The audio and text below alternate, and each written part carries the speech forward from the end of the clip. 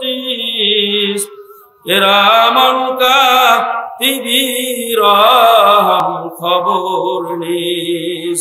দুনিয়াতে আল্লাহ পাকের এরকম অনেক পাগল বান্দা আছে যাদের সঙ্গে মাওলার সঙ্গে যে কি গভীর সম্পর্ক চলে, দুনিয়ার মানুষ তো দূরের কথা, দুই কাদের কিরামুল কাতিবিন ফেরেশতা পর্যন্ত টের করতে পারে না।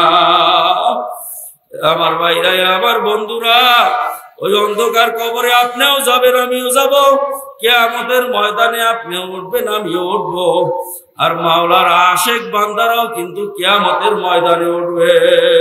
যারা মাওলার আশিক হইয়া দুনিয়ার থেকে বিদায় নিতে পারবে, আল্লাহ পাক রব্বুল আলামিনের দরবারে তাদের কোনো হিসাবও নাই, নিকাশও নাই, সরাসরি মাওলায় তাদেরকে জান্নাতে বিনা হিসাবে পাঠাইয়া দেবে। এখন আপনার আমার সিদ্ধান্ত নিতে হবে, দুনিয়াতে বসিয়া মাওলার পাগল হইতে চাই কি চাই না, নাকি দুনিয়ার পাগল হইয়া কবরে যাইতে চাই, নাকি সম্মানের পাগল হইয়া কবরে যাইতে চাই, নাকি অর্থ সম্পদের পাগল হইয়া কবরে যাইতে চাই, নাকি আমার মাওলার পাগল হইয়া কবরে যাইতে চাই? কারা কারা মাওলার পাগল হইয়া কবরে যাইতে চাই? হাত তুলি। আল্লাহু আকবার। আল্লাহ আপনি দয়া করে কবুল করিয়া নেন। ভাইরা, মাওলার পাগল হওয়াই লাগবে। আর আশিকের পরিচয় হইল সে মাশুকের নাম তার কাছে জপতে বড় মজা লাগে, বড় ভালো লাগে, তার কাছে মাশুকের নাম ছাড়া আর কিছু ভালো লাগে না। ওই মজনু একদিন নদীর কিনারায় বসিয়া আঙ্গুল দিয়া লাইলা লেখে, আবার ঢেউ আসিয়া লেখা মুছিয়া ফেলায়। মানুষে বলে, ওরে মজনু, তুই তো আসলেই পাগল, এই কাঠ ফাটা রোদ্দুরের মধ্যে কেন এই কাজ করতেছ? মজনু ডাক দিয়া কয়, ও বান্দারা শোনো, হে আল্লাহর বান্দারা শোনো, মজনু আমি লায়লার নাম লেখিয়া যে অন্তরে কি শান্তি পাই, এই শান্তি তোমরা কোনোদিন বুঝবা না, কারণ তোমাদের অন্তরে তো আর লায়লার মহব্বত নাই। ঠিক তদ্রুপ যার দিলের ভিতরে মাওলার মহব্বত নাই, তার কাছে মাওলার জিকির ভালো লাগে না, সত্য না মিথ্যা? আর যার অন্তরের ভিতরে মাওলার মহব্বত জমা হইছে, সে এক মুহূর্তের জন্য আমার মাওলাকে ভুলিয়াও থাকতে পারে না। এই জন্য আমরা এখন কিছু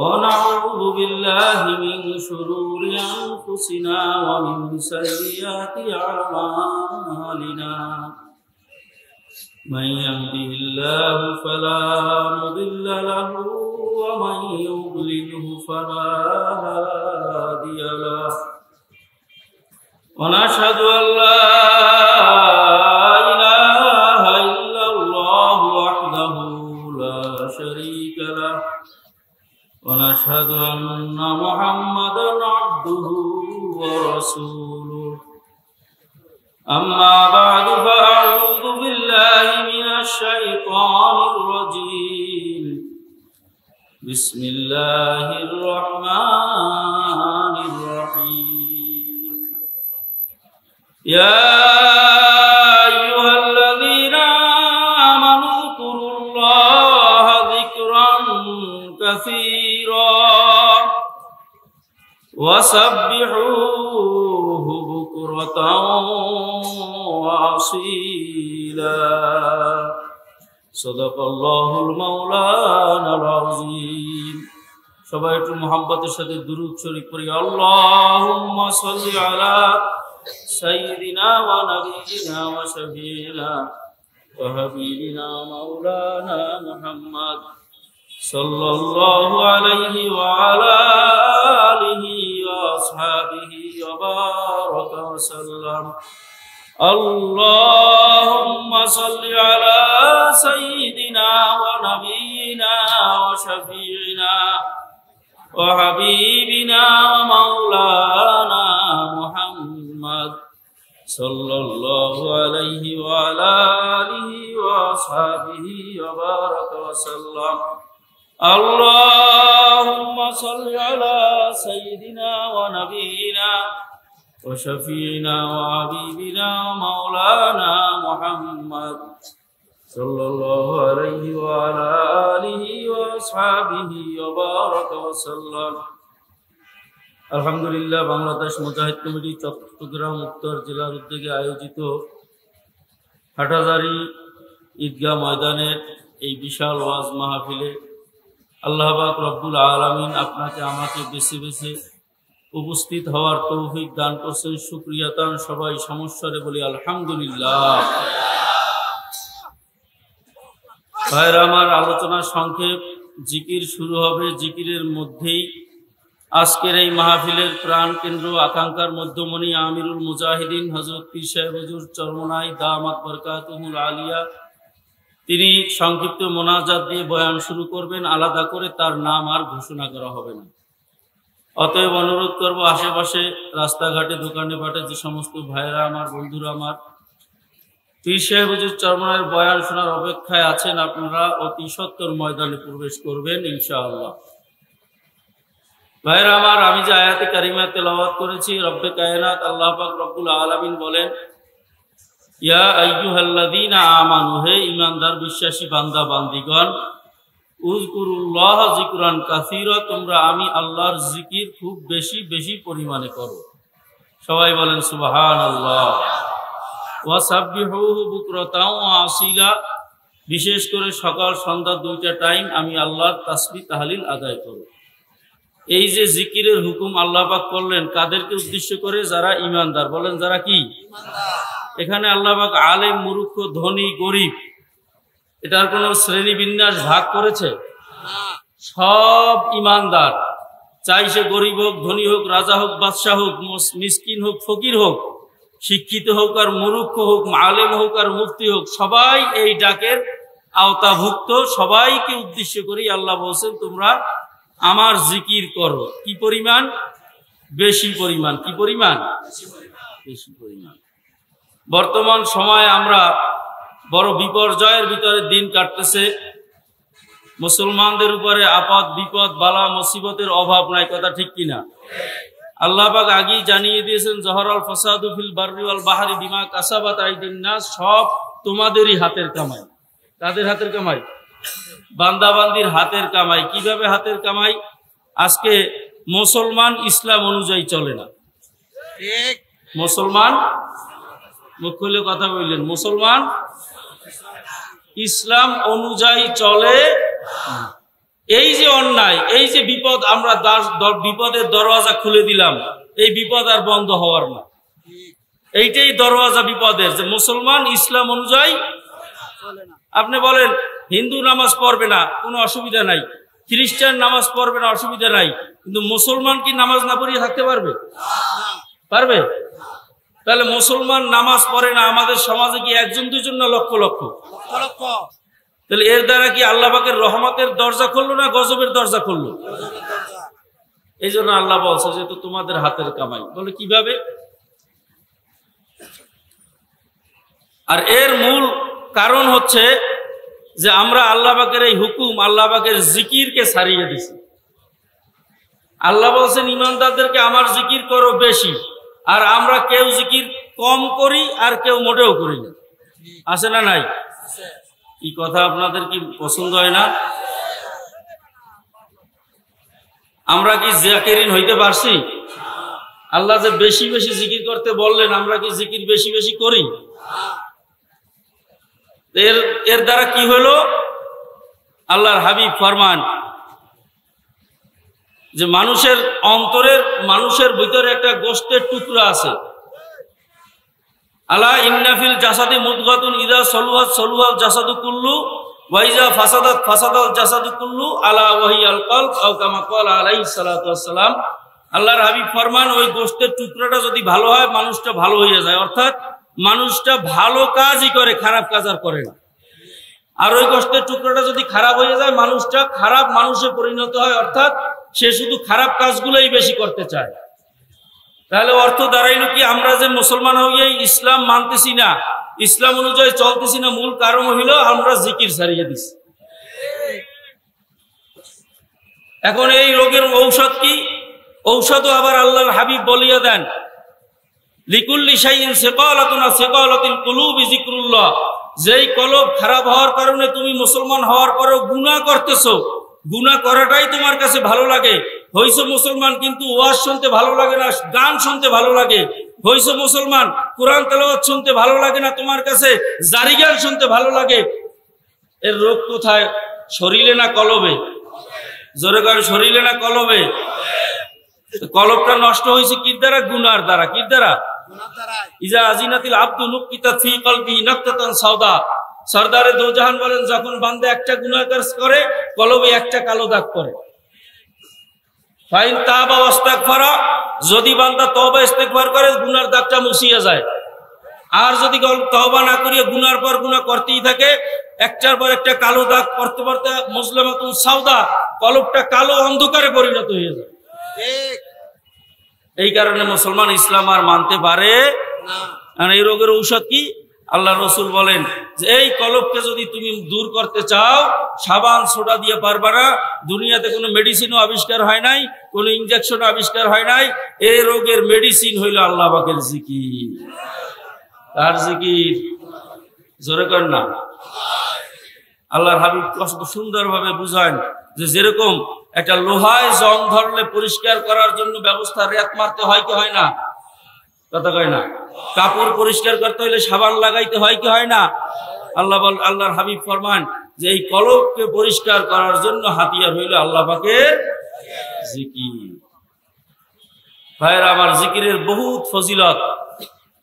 আল্লাহ পাক রব্বুল আলামিন কুরআনুল কারীমের ভিতরে মুমিনের পরিচয় দেয়, মুমিনের আলামত বলেন, ইন্নামাল মুমিনুনা আল্লাযীনা ইযা যুকিরাল্লাহু ওয়াজিলাত কুলুবুহুম ওয়া ইযা তুলিয়াত আলাইহিম আয়াতুহু যাদাতুহুম ঈমানা। আল্লাহ বলেন, দুনিয়াতে কোটি কোটি মানুষ নিজেকে মুমিন দাবি করে, ঈমানদার দাবি করে, কিন্তু আমি আল্লাহ মুমিনের ঈমানদারের একটা নিদর্শন বলিয়া দেই। আমার মুমিন তো ওই ব্যক্তি যে নাকি আমি মাওলার জিকির যখন শুরু করে, ওয়াজিলাত কুলুবুহুম, তার কলবটা থরথর করিয়া কাঁপতে থাকে। মুফাসসিরিনে কেরাম বলেন, তুমি মুমিন হইছো কিন্তু জীবনে অন্তত একবারের জন্য যদি তোমার কলব মাওলার জিকিরে কম্পমান না হয়, আল্লাহ পাকের এই আয়াতের প্রেক্ষিতে তুমি কামেল মুমিন হইতে পারো নাই। এখন আমাদের কলবের তো খবরই নেই। কলবের কি নাই? আল্লাহ পাক রব্বুল আলামিন অন্য আয়াতে বলেন, আল্লাযীনা ইয়াযকুরুনাল্লাহা কিয়ামান ওয়া কুউদান ওয়া আলা জুনুবিহিম ওয়া ইয়াতাফাক্কারুনা ফী খালকিস সামাওয়াতি ওয়াল আরদ রব্বানা মা খালাকতা হাযা বাতিলা সুবহানাকা ফাকিনা আযাবান নার। আল্লাহ বলেন, যারা হাঁটা অবস্থায়, বসা অবস্থায়, শোয়া অবস্থায়, তিন অবস্থায় যারা আমি মাওলার জিকির করে তারাই হলো প্রকৃত মুমিন। আবার আল্লাহ বলেন, হে আমার বান্দা, তুই যদি জিকির করো, তুই শুধু একাই জিকির করবি না, বরং ফাজকুরুনি আযকুরকুম, তুই যতবার আমাকে জিকির করবি আমি মাওলাও তোকে ওর চেয়ে বেশি স্মরণ করব।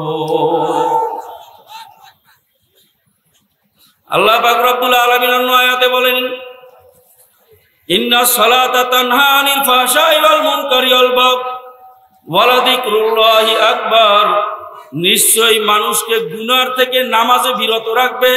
ওয়া লাযিকরুল্লাহি আকবার, আল্লাহ পাকের জিকির হইল সবচেয়ে বড়। হযরত রাইসুল মুফাসসিরিন ইবনে আব্বাস রাদিয়াল্লাহু তাআলা আনহু আয়াতের তাফসীরে বলেন যে আল্লাহ পাকের যত ইবাদত আছে সবচেয়ে ফজিলতপূর্ণ ইবাদত হইল মাওলার জিকির। আল্লাহর হাবিব সাল্লাল্লাহু আলাইহি ওয়াসাল্লাম বলেন, বান্দা বান্দীকে গুনার থেকে বাঁচানোর জন্য মাওলার জিকিরের চেয়ে কার্যকরী আর কিছু নাই। যে যত বেশি মাওলার জিকির করবে সে মাওলার দিকে তত অগ্রসর হইয়া যাইবে। যে যত বেশি মাওলার জিকির করতে পারবে তার কলবে মাওলার মহব্বত, প্রেম তত জমা হইতে থাকবে। আর আল্লাহ কোরআনে স্পষ্ট জানাইয়া দিয়েছেন, ওয়াল্লাযীনা আমানু আশাদ্দু হুব্বাল লিল্লাহ। যারা ঈমানদার তাদের পরিচয় হইল তারা আমি মাওলাকে সবচেয়ে বেশি মহব্বত করবে। আর মহব্বতের একটা নিয়ম হইল যে যাকে মহব্বত করে অর্থাৎ আশিক কখনো মাশুককে কষ্ট দিতে পারে না, আশিক কখনো মাশুকের অবাধ্য হইতে পারে না। ঠিক এই জিকির করতে করতে করতে করতে যখন বান্দা বান্দির ভিতরে আমার মাওলার প্রেম আর ভালোবাসার মহব্বত ঢুকিয়া যায়, ওই বান্দা বান্দি মাওলাকে বেজার করতে পারে না। ওই বান্দা বান্দি প্রত্যেকটা কদম দেওয়ার আগে চিন্তা করে এই কদমটা যে দেব আমার মাওলা আমার মাশুক এর উপরে রাজি না বেজার। যে আশিক হয় সে মাশুককে কখনো বেজার করতে পারে না। যদি মাশুকের পক্ষ থেকে অনেক সময় বিপদ আপদও আসে, বালা মুসিবতও আসে, তারপরও সে বিমুখ হয় না। অনেক আল্লাহর বান্দা বান্দির উপরে জিকির করে কিন্তু মাওলার রাস্তায় চলে, আবার তাদের উপরে বালা মুসিবতও আসে। এটা হইলো তাদের উপরে মাওলার একটা পরীক্ষা। লায়লা যখন দান করতেছে মানুষকে, মজনু শুনছে যে লায়লা অমুক জায়গায় দান করতেছে, তিনিও শুক্রবার যাইয়া ওই দান ওই ভিক্ষুকদের লাইনে একটা মাটির খোঁড়া নিয়ে দাঁড়াইলো। লায়লা ভিক্ষা দিতে দিতে যখন মজনু পর্যন্ত আসলো, মজনুর দিকে তাকাইয়া খোঁড়াটা হাতের থেকে নিয়া ভিক্ষা আসার দিয়া ভাঙ্গিয়া ফেলাইলো। ভিক্ষা তো দিলই না।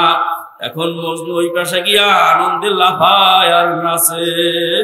সবাই ডাক দিয়ে ওরে তুই তো আসলেই একটা পাগল, তোরে ভিক্ষা তো দিলিও না, তোর ঘোড়াটাও ভাঙ্গা ফেলাইলো, আর উপরন্তু তুই আরো খুশির চোটে নাচো।